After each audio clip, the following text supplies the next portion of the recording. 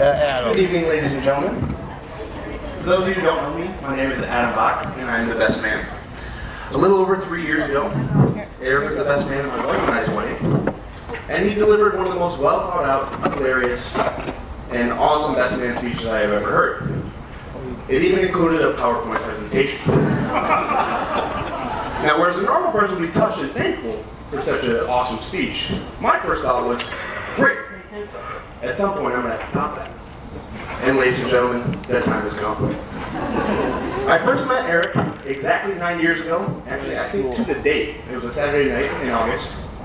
I was transferring into Calvin, and I really didn't know anyone besides one of our fellow groupsmen, Eric Visser. Now, the first thing Viss said to me when I got to Calvin was, dude, you got to meet Brad, let's go.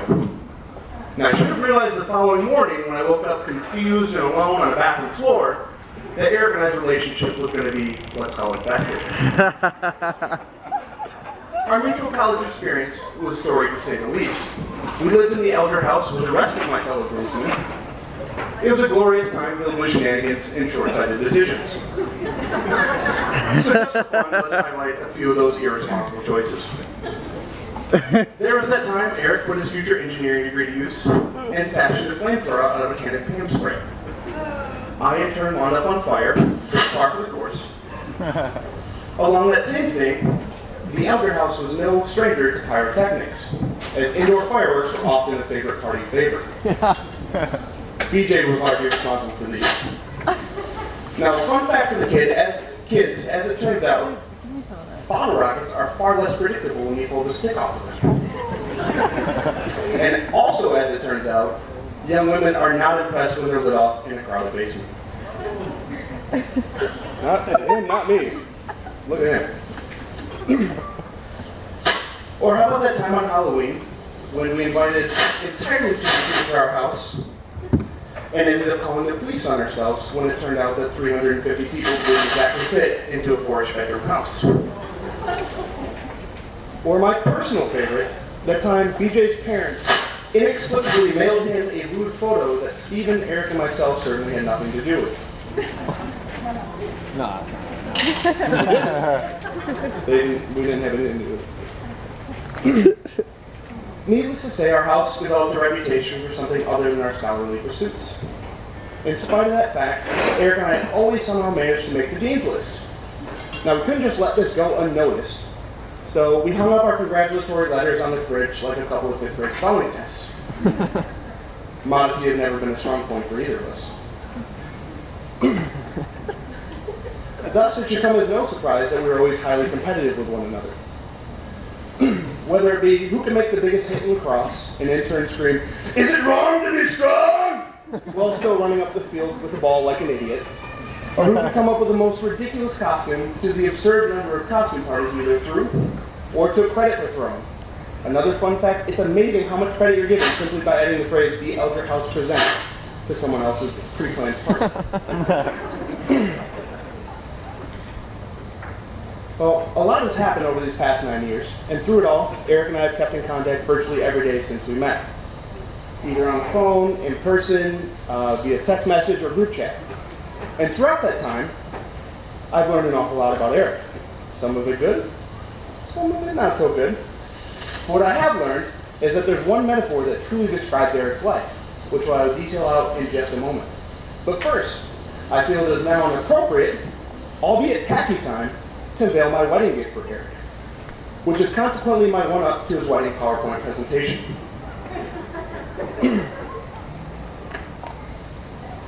Now, Eric's given me, most of you don't know this, but I'm actually a trained artist, and even though Eric's given me a lot of crap for my art over the years, I've still chosen to illustrate the metaphor that describes his life the best way that I know how, with oil paint. I'm going to unveil this. Hold on.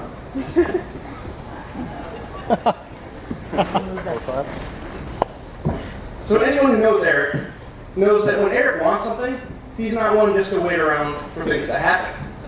No, Eric goes out there and he wrestles the bull by the horns.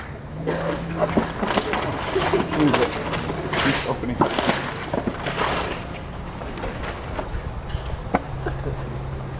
Put it in the case, it was a mistake.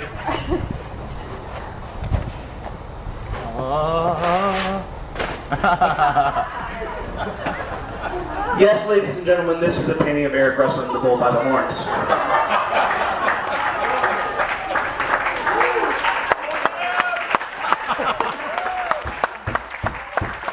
Now, it's a metaphor, but if you ask Eric, he'll tell you it actually happened. And Eric, That's awesome. for your sake, I took some liberties while painting and beefed up your chicken legs a little bit to balance out the composition.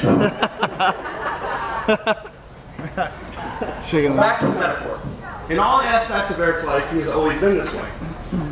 Whether it be on the lacrosse field, whether it be professionally becoming a successful engineer, or whether it be pursuing his master's degree, I don't think anyone ever doubted that Eric would wrestle the bull by the horns and accomplish all of his goals.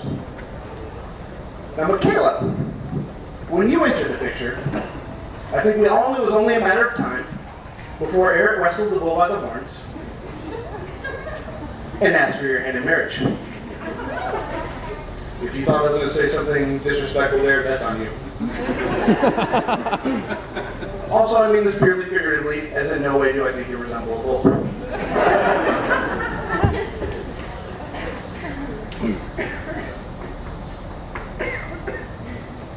So I've been married for 3 years now, and as such, it's time to hand out some advice.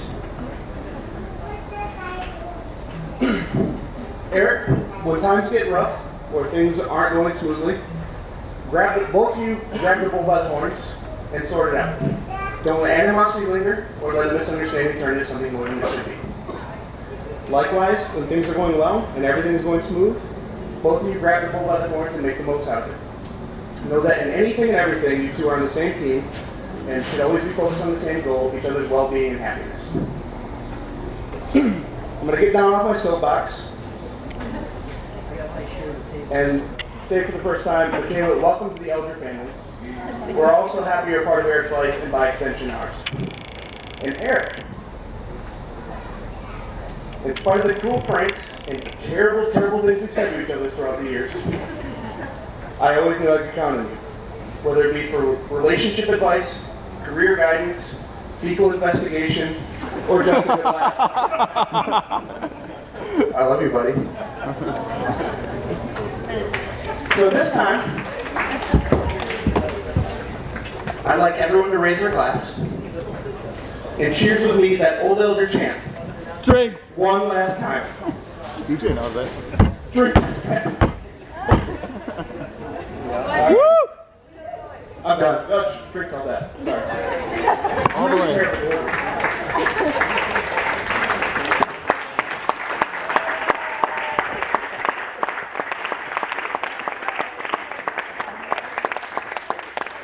Very, very good, Adam. Thank you very much. Okay? And a great oil painting, by the way, too. That's pretty special. Eric's pretty proud of that, I can see. Look at those legs. Wow. Hey, it's funny. That's awesome. He did do a good job. Okay, so folks, I know it's a tradition, maybe I think this time we should welcome Eric and Michaela into marriedhood and kind of beat on your glass, and let's stand up and see a big healthy kiss first, Michaela. Okay.